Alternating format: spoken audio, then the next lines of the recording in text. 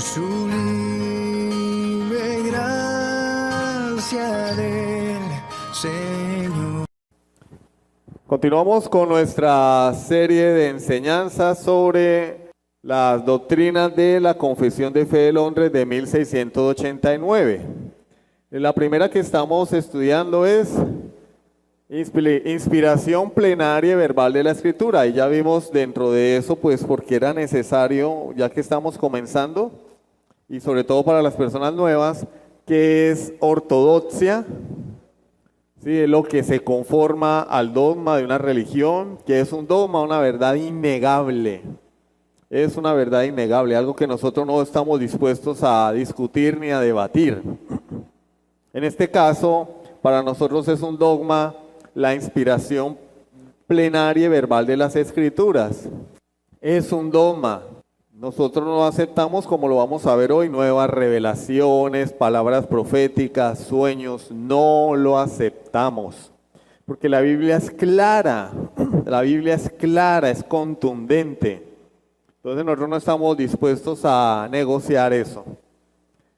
Es un dogma, la inspiración plenaria y verbal de las Escrituras, y en ese apartado pues también tenemos algunas otras características de la Escritura, como lo son la inerrancia, infalibilidad, la autoridad de la Escritura, la suficiencia de las Escrituras, cosas que no estamos dispuestos a negociar. El que no crea eso, pues, en primer lugar, el que no cree que la Biblia es inspirada no es creyente. No es creyente. Y en segundo lugar, si alguien cree que la Biblia no es suficiente, pues puede ser creyente, pero está demasiado embolatado. Está desubicado en cuanto a la doctrina bíblica concierne. La semana pasada terminábamos hablando de la inspiración. ¿Qué es la inspiración? Espero que si no se pueden aprender el concepto, por lo menos lo tengan claro y puedan expresarlo con sus propias palabras. Nosotros vemos a lo largo de las Escrituras dos líneas paralelas que corren en la historia de la redención: la soberanía de Dios y la responsabilidad del hombre. A pesar de que Dios es soberano, el hombre es responsable. Dios no anula la responsabilidad del hombre. En la inspiración de las Escrituras pasa algo similar. Nosotros vemos a lo largo de la Biblia y de la historia de la redención una presentación binaria, podríamos decirle, de todas las cosas o de las cosas que Dios ha hecho. Luz tiene una dualidad: luz, tinieblas, bien y mal, día y noche, vida, muerte. Acá vemos la responsabilidad de Dios, el hombre, la soberanía de Dios, el hombre siendo responsable. De manera que no creemos en algunos modos de inspiración que sí creen otras religiones. Los teólogos liberales creen en la inspiración romántica. Ellos creen que la Biblia fue inspirada románticamente, es decir, que por eso es peligrosa la neortodoxia y la teología liberal, porque ellos creen que la Biblia fue inspirada, pero así como cuando uno ve un pajarito y se inspira para componer un poema.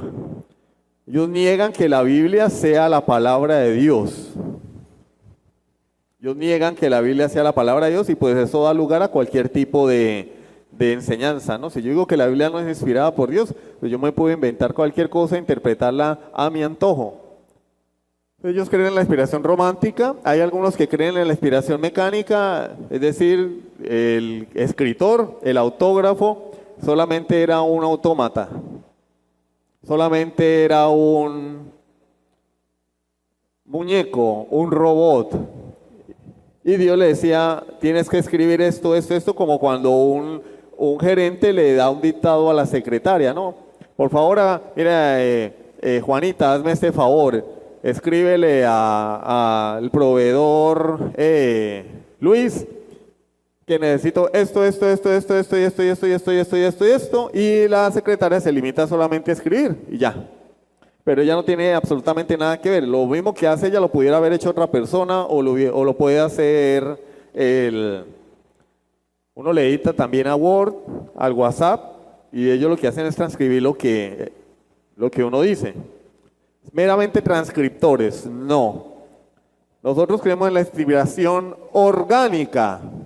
Es un misterio porque la Biblia es un libro divino, pero la Biblia misma nos enseña que Dios trabajó por medio de escritores humanos, usó sus personalidades, su carácter, su estilo individual para producir un escrito divinamente autoritativo. Un escrito que procede de Dios y que tiene toda la autoridad. Por eso es importante resaltar la palabra autoritativo.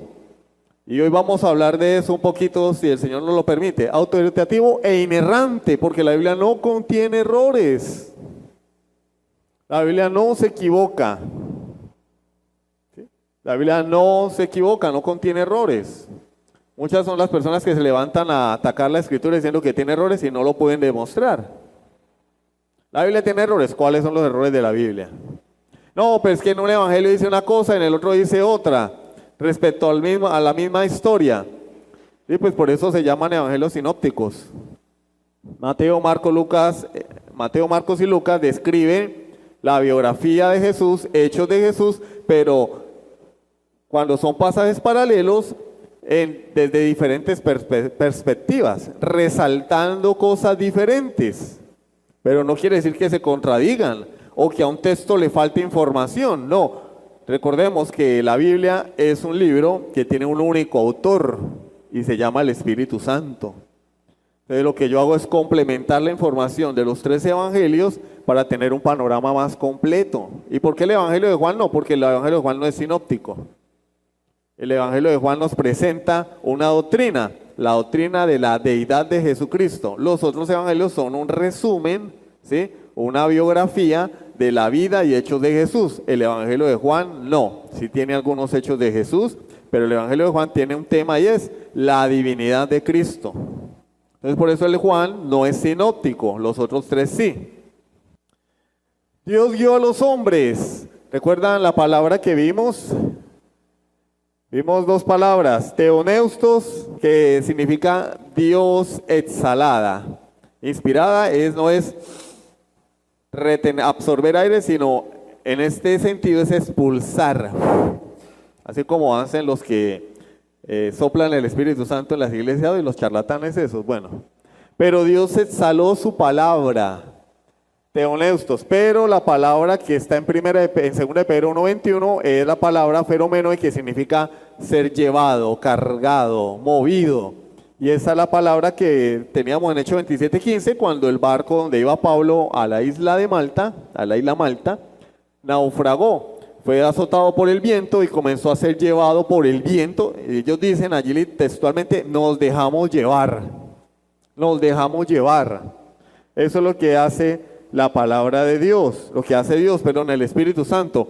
Llevó a los hombres, los movió, así como cuando uno era niño y hacía barquitos de papel, ¿sí recuerdan? No, yo no los hice. Bueno, hermano, ustedes no jugó trompo, no jugó yoyo, solamente teléfono. Bueno, no tuvo infancia.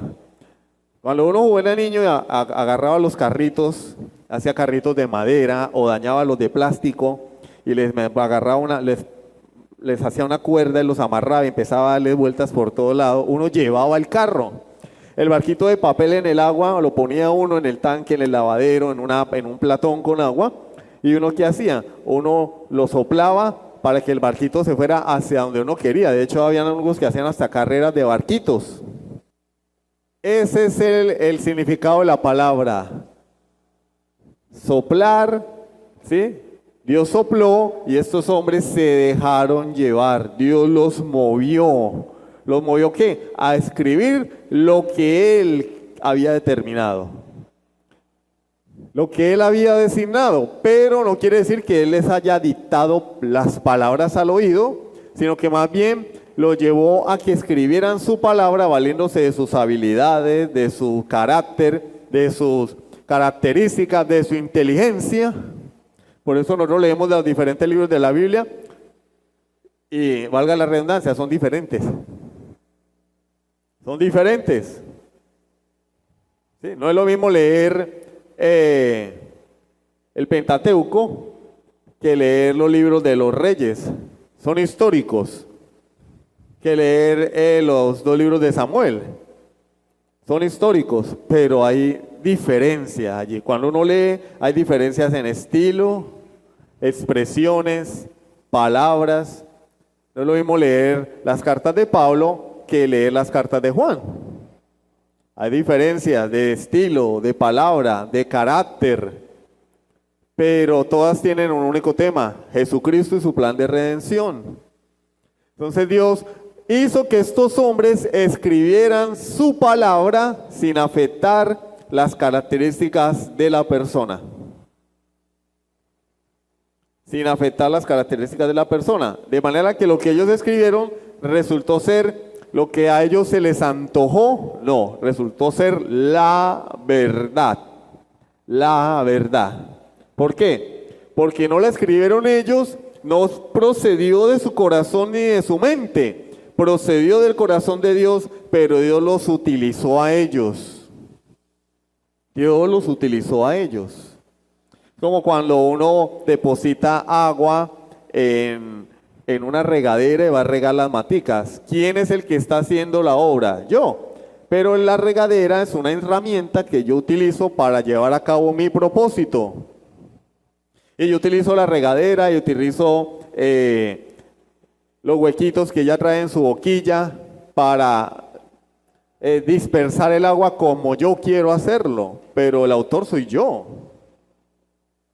Y ella solamente es un instrumento, pero tiene unas características que yo utilizo para mi propósito, ¿sí?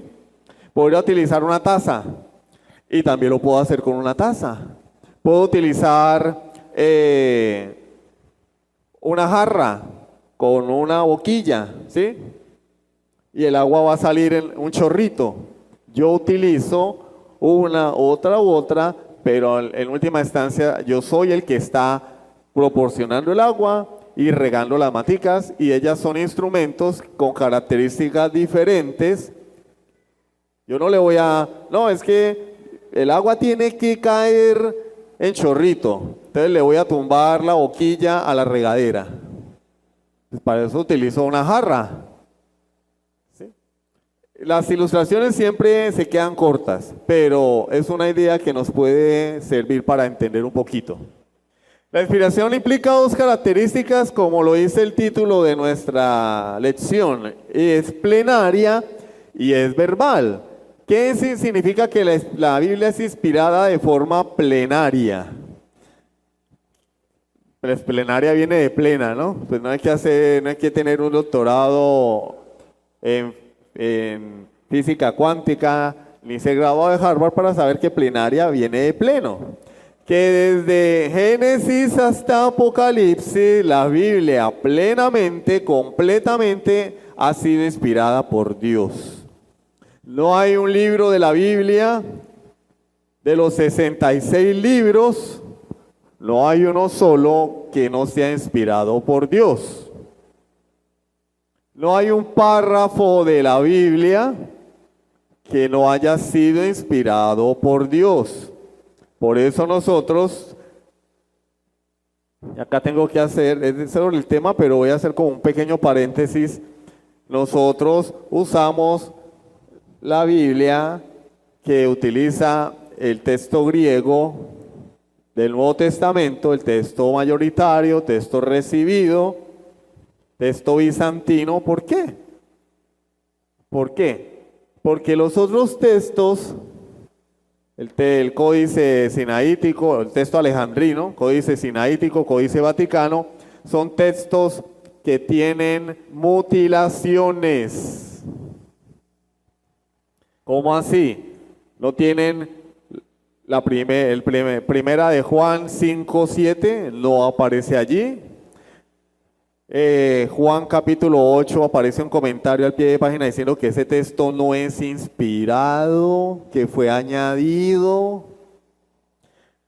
Marcos capítulo 16 y aparece un comentario a pie de página que dice que Marcos 16 no aparece en los manuscritos más confiables. Tiene mutilaciones, esas y muchas más. Mochan a la palabra. Entonces, si usted busca su Biblia lenguaje actual, palabra de Dios para todo, nueva versión internacional, va a encontrar esas mutilaciones o esos comentarios. Entonces yo leo Juan 8, ¿para qué lo leo si no fue inspirado? ¿Para qué lo leo si no es parte de la...? Pues móchenlo de una vez. No, aparece allí abajo y dice, este texto no aparece en los manuscritos más antiguos, el comentario. Ah, bueno, no, lo hice ahí, entonces debe ser cierto. No. Toda la Biblia, por eso es que esas versiones pueden ser útiles, pero hay que tener cuidado. Hay que tener cuidado. No, pero él dice Sociedades Bíblicas Unidas. Bueno, las Sociedades Bíblicas Unidas ahora pues debemos como poner en duda un poquito lo que hacen. Nosotros nos adherimos a la Sociedad Bíblica Trinitaria. ¿Por qué? Porque promueve el uso de la versión de la Biblia más confiable, que es la versión Reina Valera y sus revisiones. No la última, pero sí sus diferentes revisiones, porque corresponde al texto mayoritario. No es una clase de bibliología, pero es necesario decirlo. ¿Por qué utilizan ustedes la Reina Valera si a mí me gusta el lenguaje actual porque se entiende más? Claro, y si vamos a Daniel 9:27, nos dice que el que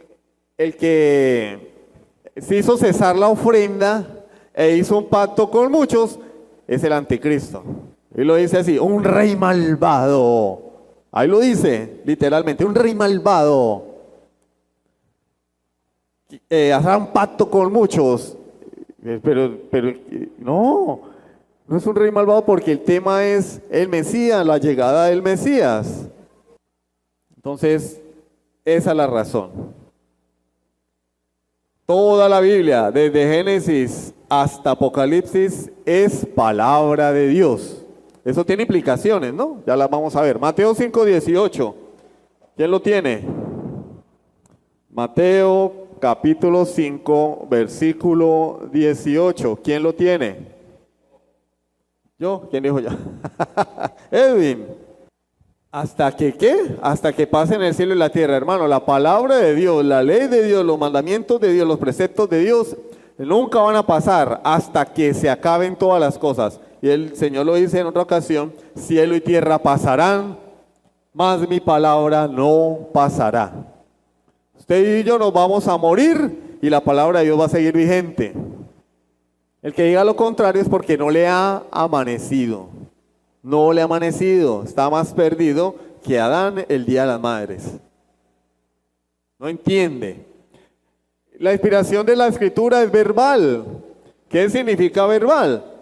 Que cada palabra, cada letrica, cada tilde, cada coma, cada punto y coma, cada punto aparte, fue inspirado por Dios. Cada cosa que dice allí fue inspirada por Dios. La inspiración plenaria nos habla de toda la Biblia, desde Génesis hasta Apocalipsis. La inspiración verbal nos dice que cada cosa, cada partícula gramática tiene una razón de ser y fue puesta allí por Dios. Entonces cuando Pablo dice, todo lo tengo por basura, y la palabra allí más exacta es estiércol, excremento.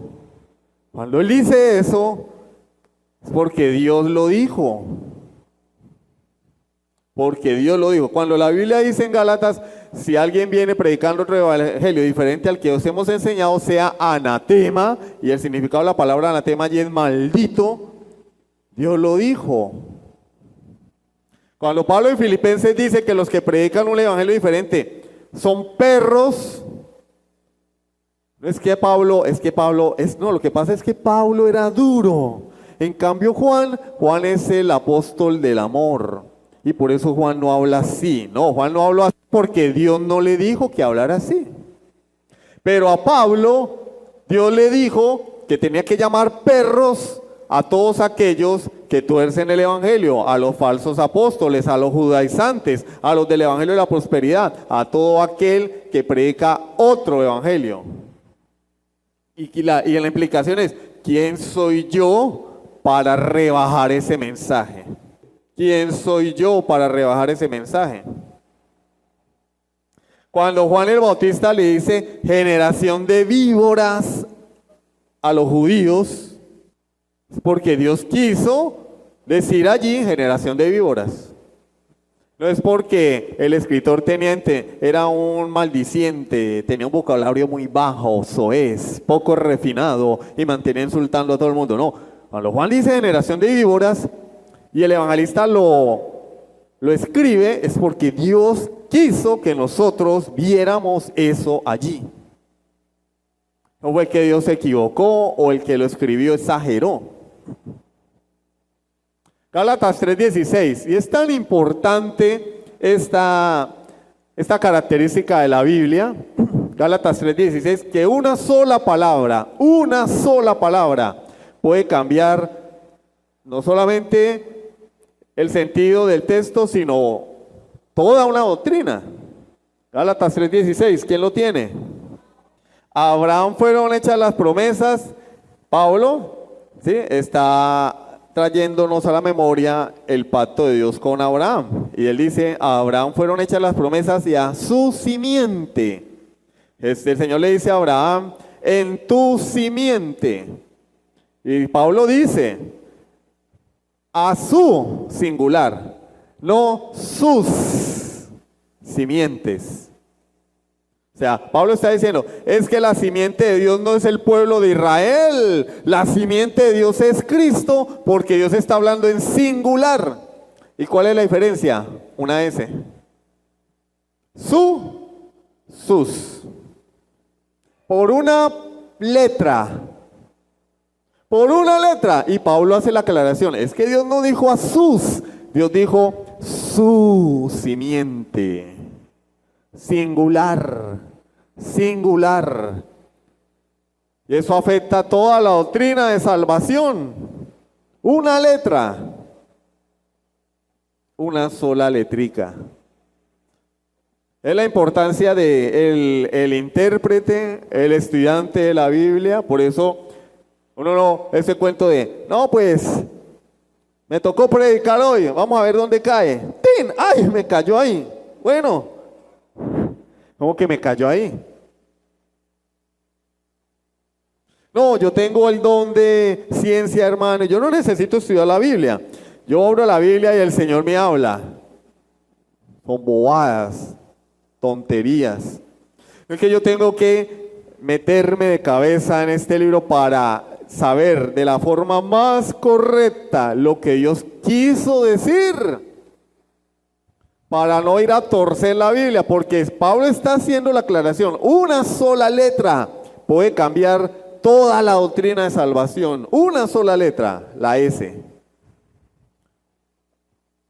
Ahora díganme los que pasan a contar chistes, cuando tienen que predicar se ponen a contar chistes, a contar la historia de sus vidas, le añaden, le quitan, la mochan, la tuercen. Como dijo la Biblia, ayúdate que yo te ayudaré, pero eso no está en la Biblia. Es la seriedad de la palabra del Señor. Cuando Pablo escribió sus cartas, por ejemplo, en 2 Timoteo 3, 16 y 17 nos dice toda la escritura es inspirada por Dios. Pero Pablo estaba hablando era del Antiguo Testamento, porque el Nuevo Testamento no se había terminado de escribir. Eso fue en el siglo I. El canon de la Biblia se cierra en el año 100. Entre el año 95 y el 100, que es que se escribió Apocalipsis, se completa el canon. Y Pablo pues escribió en el primer siglo, todavía no había sido cerrado el canon. Cuando él habla toda la escritura está hablando del Antiguo Testamento. Y el Nuevo Testamento, ¿cómo sabemos que es palabra de Dios? Entonces, la Biblia misma nos dice que el Nuevo Testamento es palabra de Dios, las cartas, los evangelios, Apocalipsis, porque en segunda carta de Pedro 3, 15 al 16, Pedro le asigna autoridad a los escritos de Pablo. Miren cómo Pedro nos dice que las epístolas de Pablo son autoritativas. Segunda de Pedro, capítulo 3, versículos 15 y 16.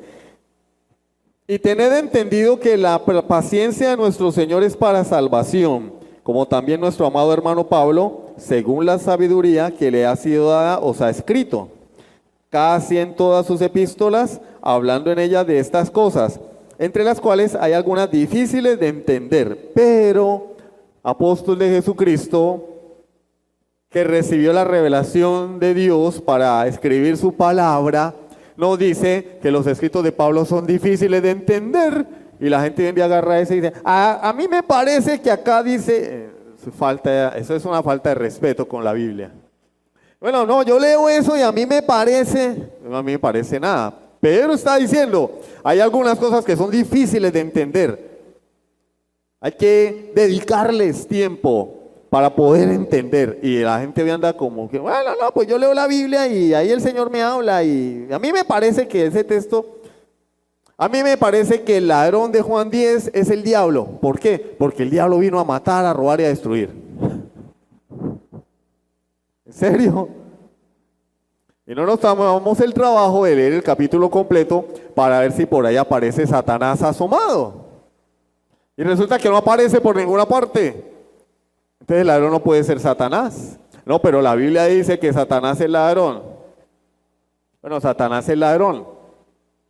Ahora la Biblia dice es que es padre de mentira. No, pero el ladrón es Satanás. Satanás puede ser ladrón, pero ese texto no lo dice. No lo dice. Y el texto me dice que hay falsos maestros, que hay falsos líderes, falsos pastores. Y el mismo texto nos dice, el que no entra por la puerta es ladrón y salteador. Los líderes de Israel eran los ladrones y los salteadores, pero nos dijeron que era el diablo.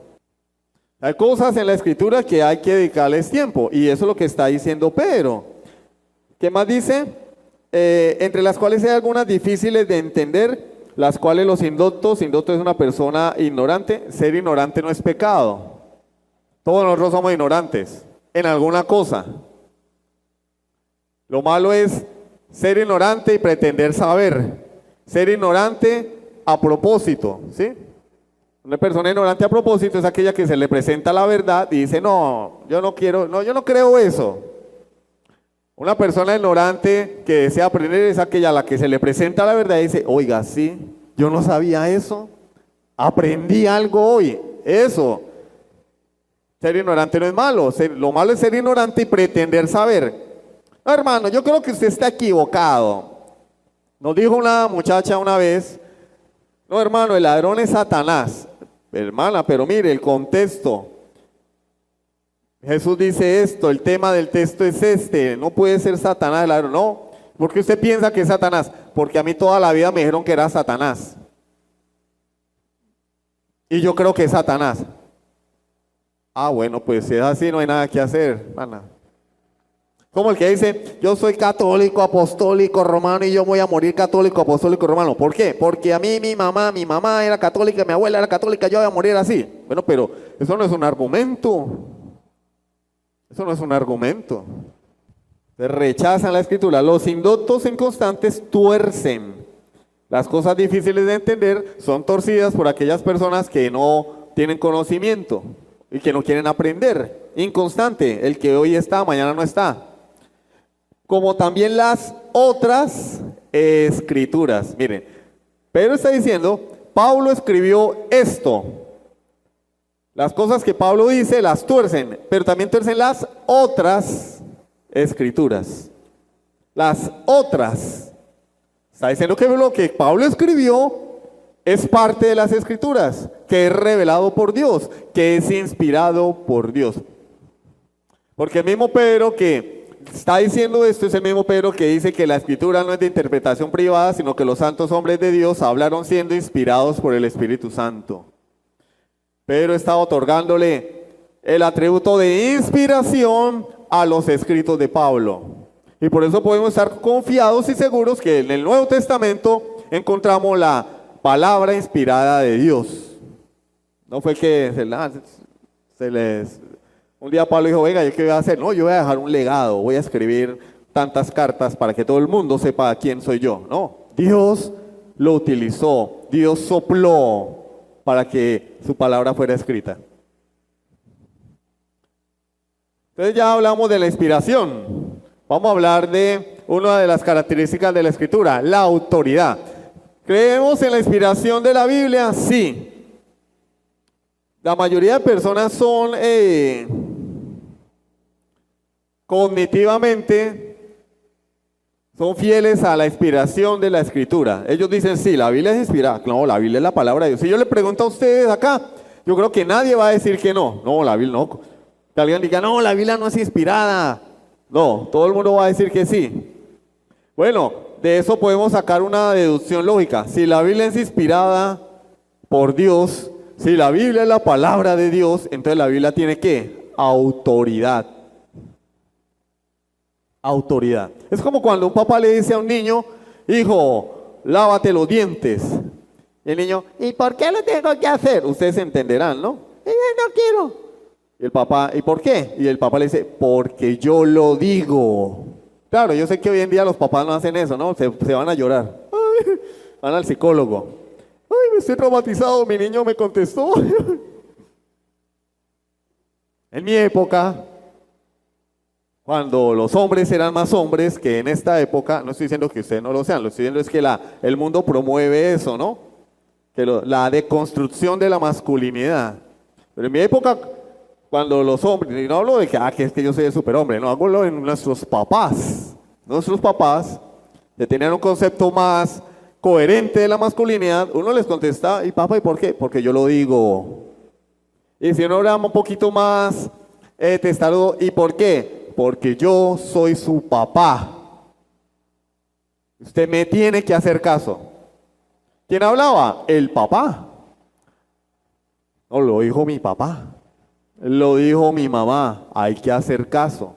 Creemos que la Biblia es la palabra de Dios. En la Biblia hay mandamientos, hay órdenes, hay estatutos, hay preceptos. Si yo creo que la Biblia es la palabra de Dios, ¿qué tengo que hacer yo? Obedecer, porque es la palabra,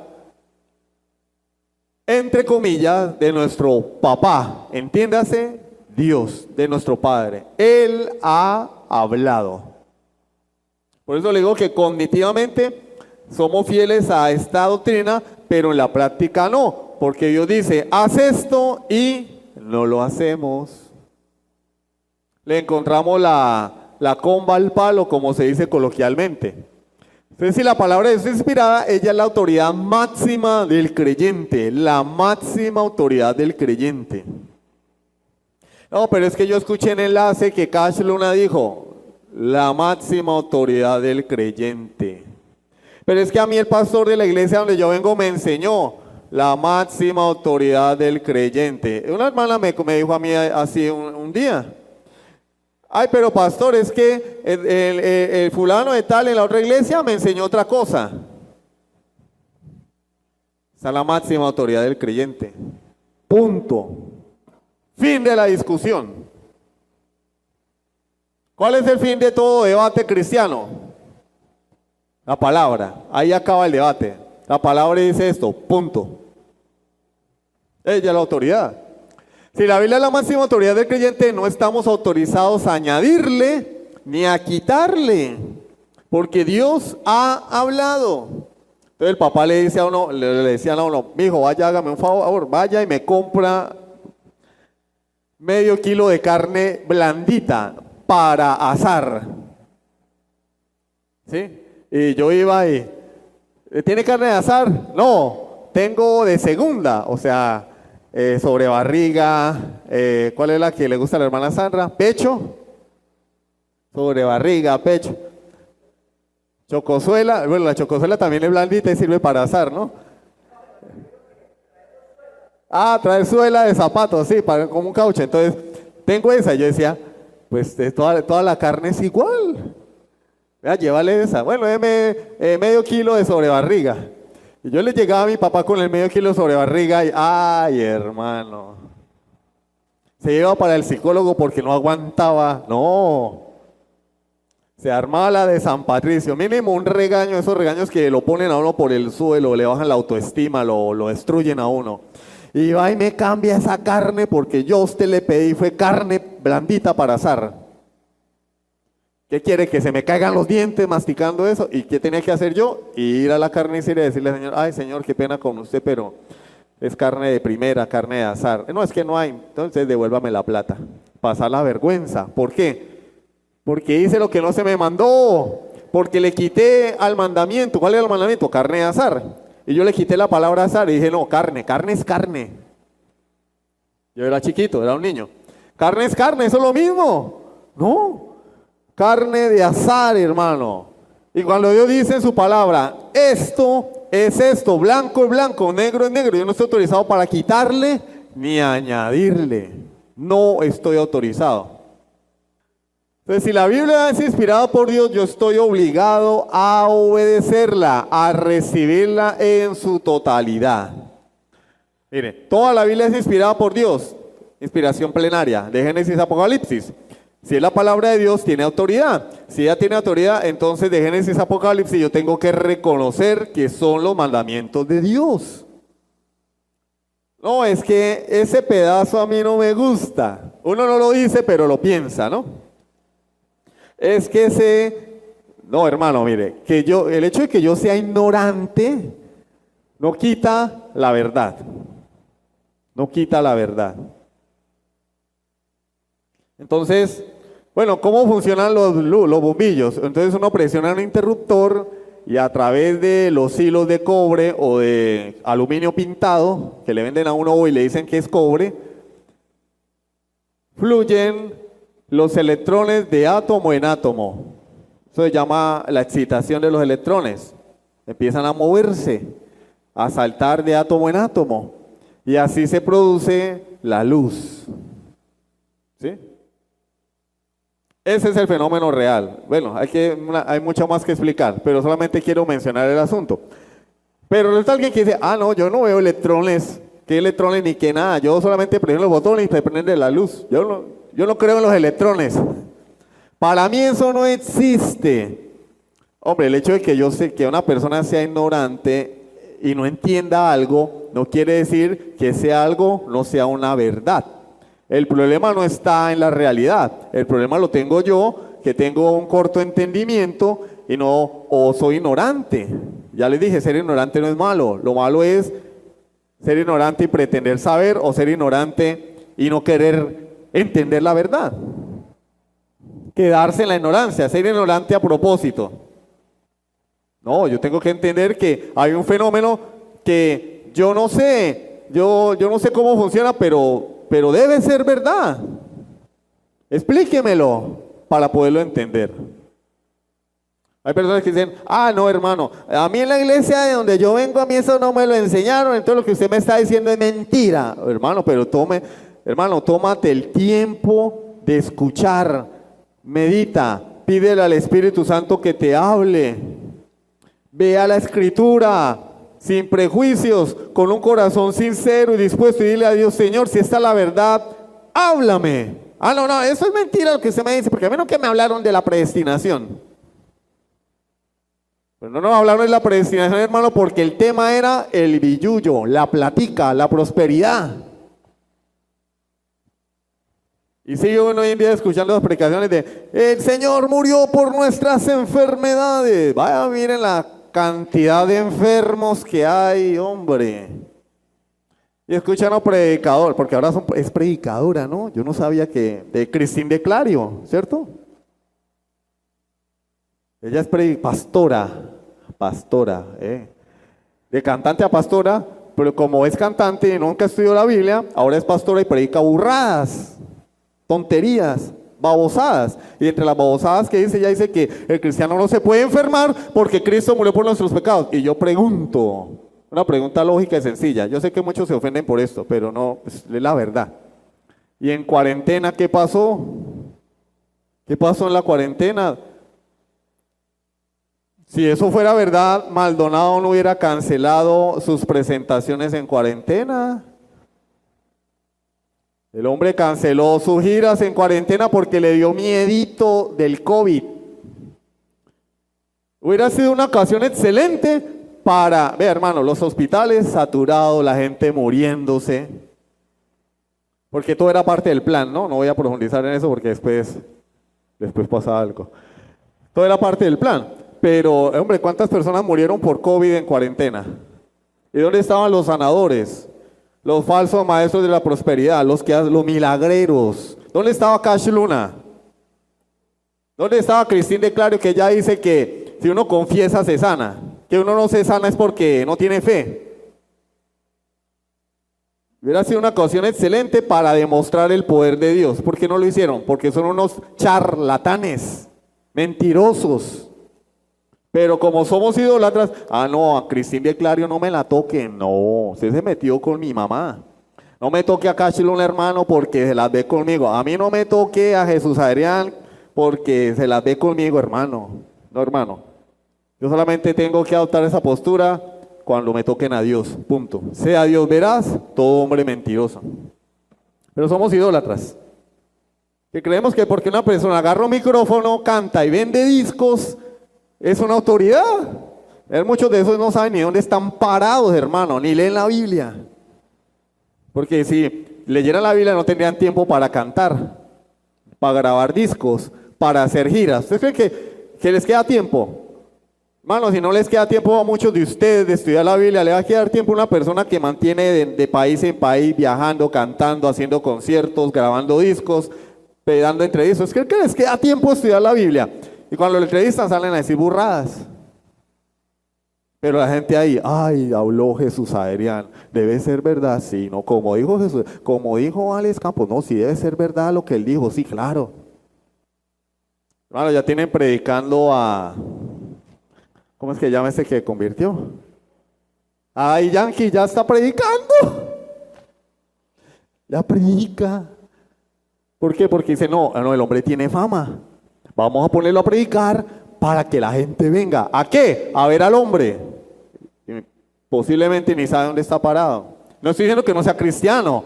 Estoy diciendo es que debería prepararse primero antes de hablar en nombre de Dios.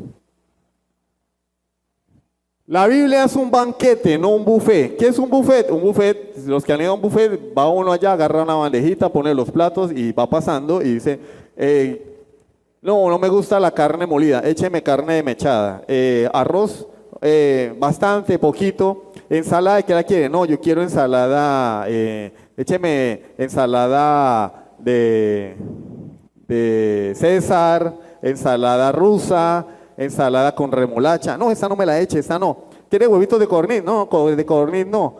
Uno escoge, ¿no? Según el gusto. Pero la Biblia no es así. La Biblia es un banquete. Nos lo tenemos que comer todo. Por ejemplo, hay textos difíciles como Romanos 9. Romanos 9 habla de ¿qué? De la soberanía de Dios en la salvación. Tendré misericordia del que yo tenga misericordia y me compadeceré de quien yo me compadezca. Y dice el apóstol Pablo, así que no depende del que quiere ni del que corre, sino de Dios que tiene misericordia. No, hermano, mire, Dios salva a los que Él quiere salvar. No, y el libre albedrío, hermano, pero es que la Biblia lo está diciendo. Dios salva al que quiere salvar. Tendré misericordia al que yo tenga misericordia. Y hermano, lo dice claritico en español, con comitas. Me compadeceré del que yo me compadezca. Así que no depende del que quiere, porque es que nadie quiere ser salvo, porque somos muertos espirituales, estamos muertos en delitos y pecados, nadie quiere. No depende del que quiere ni del que corre, sino de Dios que tiene misericordia. No, yo no creo eso. Yo tengo libre albedrío, hermano, entonces muérase con su libre albedrío, pero la Biblia lo está diciendo. Y entonces ahí sale el arminiano. Pablo era especialista en apologética porque él hablaba y contendía con un opositor imaginario. Y él dice, tú me dirás, si Dios es soberano, entonces ¿por qué inculpa? O sea, ¿por qué Judas va a ir al infierno? Si Judas no se salvó fue porque Dios no lo eligió. Y Pablo dice, así como que nos aplasta con esa respuesta. ¿Quién eres tú para que alterques con Dios? Señor, pero ¿por qué Caín fue desechado y Abel halló gracia a tus ojos? Señor, ¿por qué Noé y su familia fueron salvados y toda la humanidad pereció en el agua, Señor, ¿por qué? Entonces nos volvemos socialistas allí, ¿no? Todos tienen derecho a ser salvos. Y el Señor dice, ¿quién eres tú para que alterques conmigo? ¿Quién eres tú? Dirá el vaso de barro al que lo está, al alfarero, ¿por qué me has hecho así? Tú puedes decir, reclamarle a Dios. Tú puedes confrontar a Dios, tú puedes debatir con Dios. ¿Por qué salva a unos sí y a otros no? Cuando todos vamos rumbo al infierno, cuando la salvación es por gracia, la gracia implica de méritos, no es por méritos. ¿Quién eres tú para que alterques con Dios? Y la persona dice, no, hermano, no, ustedes los calvinistas son, no, usted, es que ustedes se las... Vamos a orar. Sublime gracia del Señor.